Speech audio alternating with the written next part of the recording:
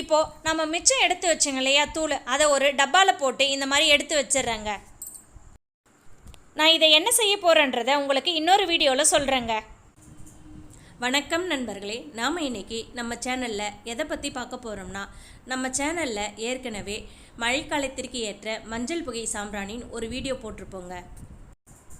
அந்த வீடியோவில் மஞ்சள் கூட சாமி படத்திலிருந்து எடுத்த காஞ்ச பூவு, சாமிக்கு படைத்த வெத்தலை, வேப்பிலை, துளசி, வீட்டில் இருக்கிற காஞ்ச பழத்தோளுங்கன்ட்டு எல்லாத்தையும் கூட சேர்த்து அரைச்சி சாம்பிராணி தயாரிச்சிருப்பேங்க. அந்த வீடியோவில் இந்த பொருளுங்கள்லாம் சேர்த்து அரைச்சி அதுவும் கூட பன்னீரை சேர்த்து மிக்ஸ் பண்ணிவிட்டு கம்ப்யூட்டர் சாம்பிராணி தயாரிச்சிருப்பேன். மொத்த தூளும் கூடயும் பன்னீர் சேர்த்து மிக்ஸ் பண்ணாமல் கொஞ்சம் தூளும் கூட மிக்ஸ் பண்ணிவிட்டு மிச்சம் இருக்கிற தூளை எடுத்து ஒரு டப்பாவில் போட்டு எடுத்து வச்சுட்டு அதை என்ன செய்கிறன்றதை உங்களுக்கு இன்னொரு வீடியோவில் போடுறதா சொல்லியிருப்பேன். அந்த வீடியோவில் சொன்ன மாதிரி மிச்சம் இருக்கிற தூளை நான் என்ன செய்கிறேன்றதை இந்த வீடியோவில் உங்களுக்கு காமிக்கிறேன். கம்ப்யூட்டர் சாம்பிராணி வேணுங்கிறவங்க அந்த பழைய வீடியோவை பார்த்து அதுபோல் செய்துக்கோங்க. இப்போ நான் டப்பாவில் எடுத்து வச்ச தூளை என்ன செய்துன்றதை உங்களுக்கு இந்த வீடியோவில் காமிக்கிறேன். இப்போது நான் தேங்காய் ஓடு ஒன்று எடுத்துக்கிறேன். அதாச்சும் தூள் தூளாக இல்லாமல் உடைச்ச தேங்காவை 2 பீஸாக தனித்தனியாக எடுத்துக்கிறேன். இப்போது கேஸ் ஆன் பண்ணிவிட்டு அது மேலே இந்த தேங்காவோட வச்சுடுங்க. முடிஞ்ச அளவுக்கு இந்த மாதிரி கம்பி ஸ்டாண்டு இருந்ததுன்னா சின்ன பீஸ் பர்னர் மேலே அதை வச்சுட்டு அது மேலே தேங்காவோட வச்சுக்கோங்க, கொஞ்சம் சேஃபாக இருக்கும். பொதுவாக நம்மளுக்கு ஒரு தேங்காய் ஓடு போதுங்க. நான் வீடியோவுக்காக 2 தேங்காய் ஓடு உங்களுக்கு காமிக்கிறேன். இப்போது சாம்பிராணி தூபம் போடுறதுக்காக ஒரு ஸ்டாண்டையும் அந்த தேங்காவோட வெளியே எடுக்கிறதுக்காக ஒரு இடுக்கியும் எடுத்துக்கோங்க. இப்போது தேங்காவோட நல்லா எரிய ஆரம்பித்ததுக்கப்புறமா அந்த இடுக்கியால் தேங்காவோட எடுத்து அந்த சாம்பிராணி போகிற ஸ்டாண்டில் வச்சு வெளியே எடுத்துகிட்டு போய் வச்சுருங்க. நீங்கள் தேங்காவோட உள்ளவே வைக்காமல் இந்த மாதிரி வெளியே எடுத்துகிட்டு வந்து வச்சிடுறது நம்மளுக்கு கொஞ்சம் சேஃபாக இருக்குங்க.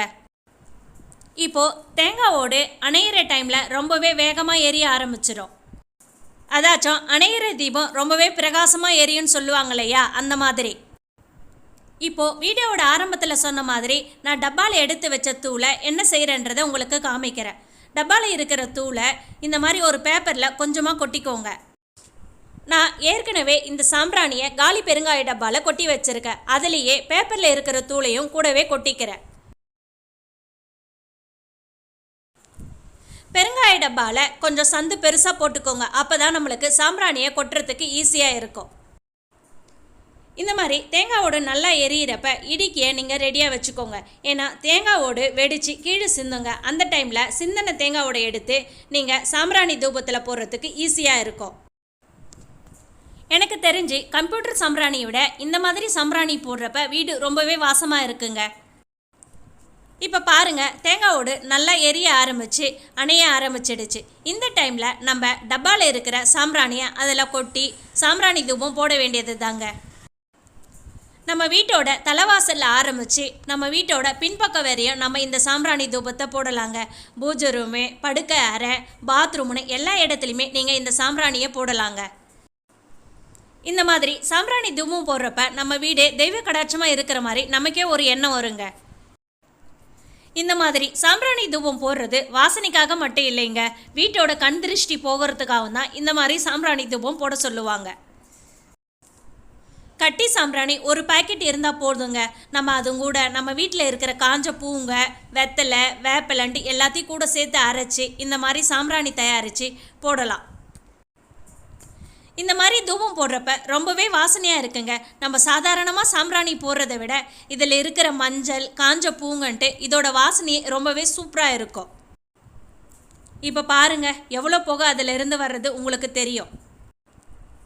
நான் வீடியோவுக்காக 2 கொட்டாங்குச்சி வச்சதுனால அதில் இன்னமும் நெருப்பு இருக்குது. நம்ம வீட்டுக்கு சாதாரணமாக போடுறப்ப ஒரு கொட்டாங்குச்சியே போதுங்க.